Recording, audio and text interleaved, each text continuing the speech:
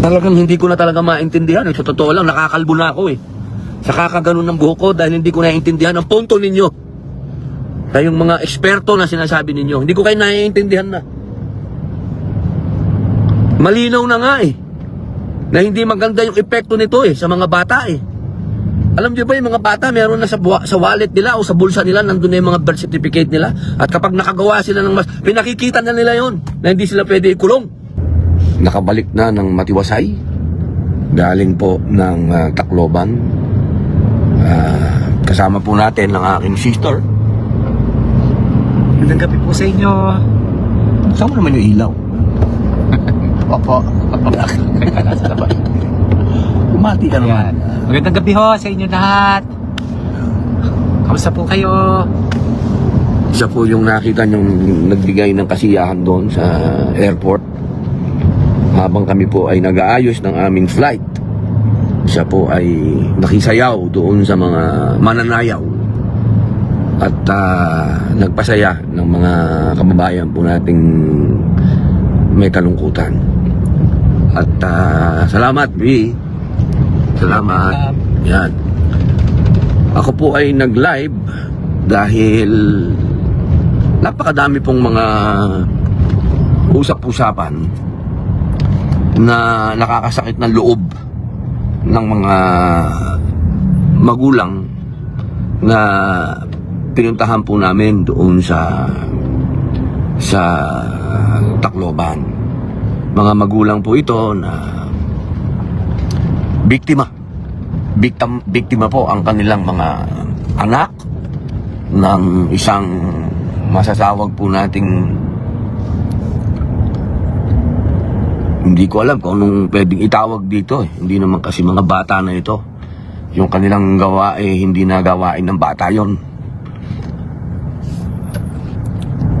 Nagdadalamhati po ang mga magulang na ito sapagkat ang dating sa kanila ay ipinamumuka pa sa kanila na hindi nila naiintindihan yung batas, yaang Juvenile Justice and Welfare Law, na kailangan pang ipaliwanag sa kanila dahil hindi daw nila naiintindihan yung batas. Kaya sila ay nagdadalamhati at humihingi ng hustisya. Gusto ko lamang pong ipaalam sa ating mga kababayan na batid po ng mga magulang yung batas na yan. Hindi po sila nagdadalamhati nang walang pagkakaintindi dun sa batas. Malinaw po sa kanila. Hindi po kailangang ulit-ulitin sa kanila na hindi nila naiintindihan yung batas. Kaya po sila ay nagdadalamhati. Naintindihan po nila. Malinaw po na yung mga salarin ay may edad ng 15 at yung isa ay 14. Malinaw po sa batas yon na 15 pababa ay walang criminal liability. Malinaw po yun. At 15 pataas naman, yun po ay pagdidesisyonan pa ng prosecution kung merong discernment. Ibig sabihin, kailangan pang patunayan kung alam nila yung ginawa nila para sila po ay managot. Naiintindihan po yun ng mga magulang, ng mga bata.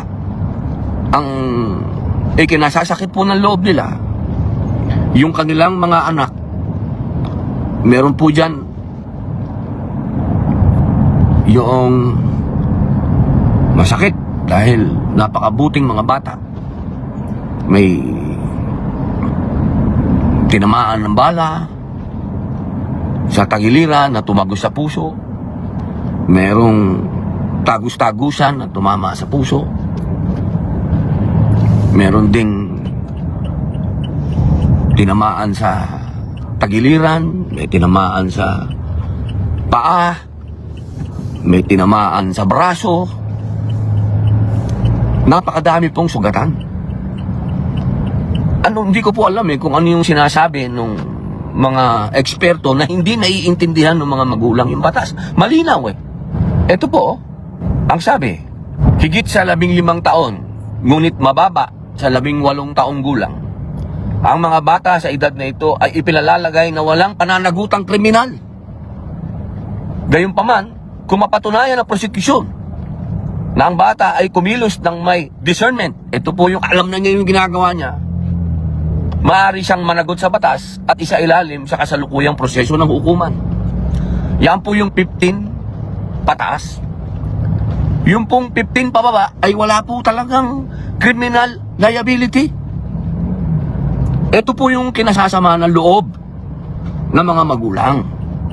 Bakit ang pinapaboran ay yung mga, hindi ko talagang matawag hindi ko maatim na matawag tong mga batang ito Nasasabihin mong bata, makakapag-isip ka, nang galing kami doon sa paaralan.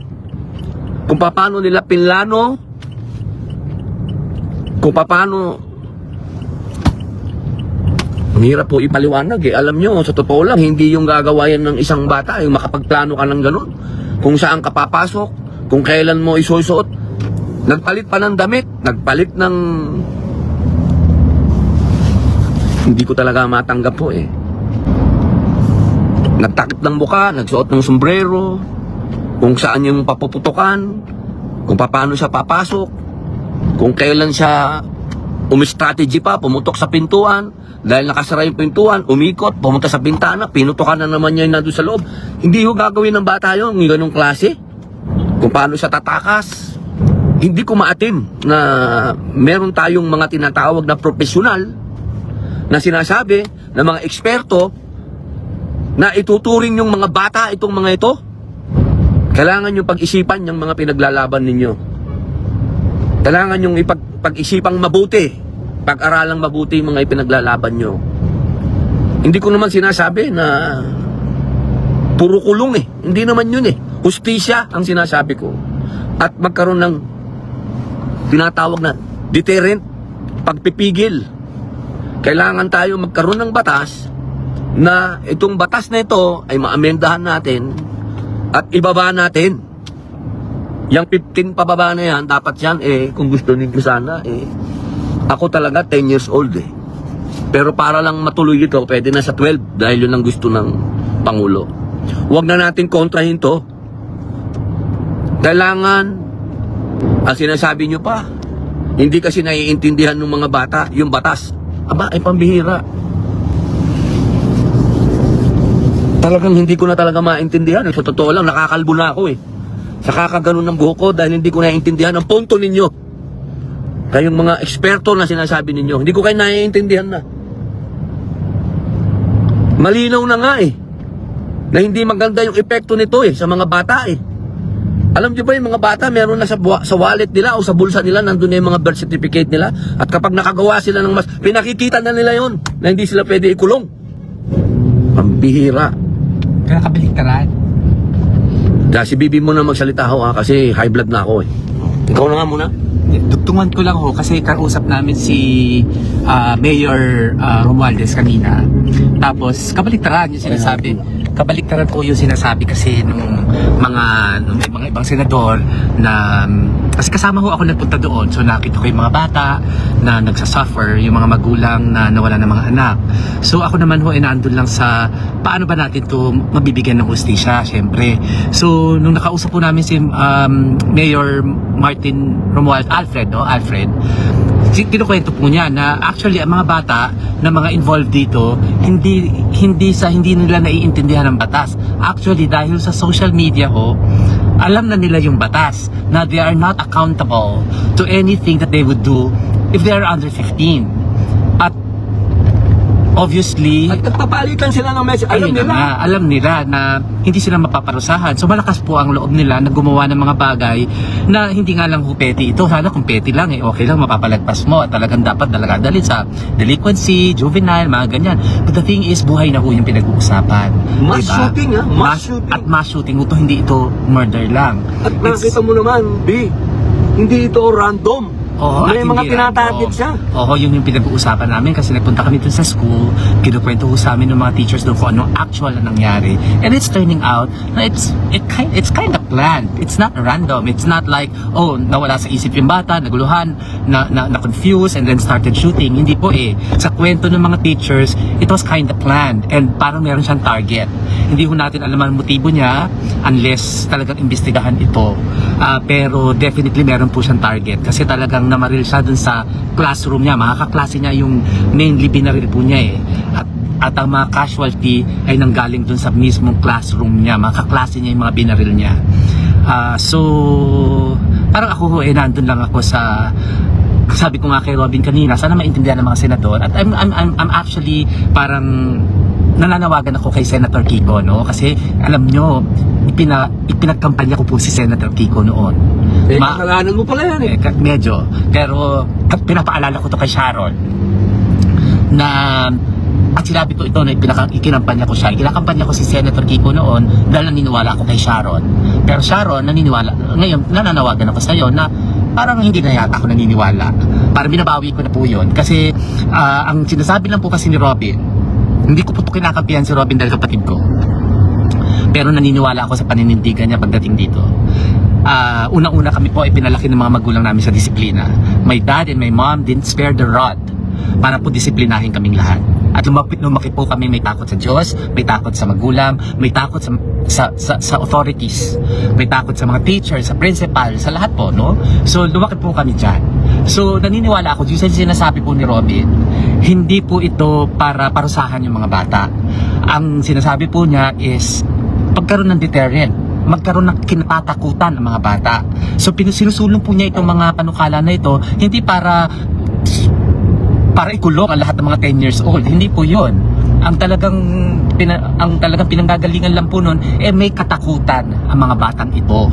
Para, in fact, it's a protection. Hindi po ito para titiin ang mga bata. It's actually a protection. At ang pinupunto ko nga po doon, even ang ating, hindi ko po ginagamit ang Diyos, pero ang totoo po niyan, kaya tayo binigyan ng 10 commandments ng Panginoon, it's not to punish us or to condemn us, but actually to protect us from sin. Kahit po ang Biblia, yan ang pinaninindigan. So, yun lang po ang kaya ako sumama dito kasi talagang naniniwala po ako dun sa paninindigan ng kapatid ko pagdating po talaga dito. Hindi po ako laging nagsasalita kasi umiiwas po ako sa politika, but this time this is not political. Ito po ay isang bagay na dapat tayo magkaisa at maintindihan ng mga senador na kaya po kayo nandyan para protektahan kami. Kaya kayo gumagawa ng batas para protektahan hindi lang ang mga bata kundi ang mga magulang din. Bigyan kami ng magandang batas para ang peace and order ay manatili dito po. Kasi madalas na rin po ito sabihin ni Robin na a society with no peace and order, wala pong patutunguhan, babagsak po tayong lahat pare-pareho. So naniniwala ako na I think pag-isipan mabuti, nananawagan din ako kay Senator Risa Hontiveros na sana naman hindi lang puro yung side ninyo ang pakinggan ninyo, tignan din niyo yung side why we are pushing for this, why my brother is pushing for this. It's not, hindi po ito politika, hindi ito para mag-grandstand, but it's really a valid and meron pong cause sa Amerika, nandun pa ako nakatira, ang mga mass shooting is not unusual anymore. It's all, at ganito rin kasi ang pinagtatalunan doon.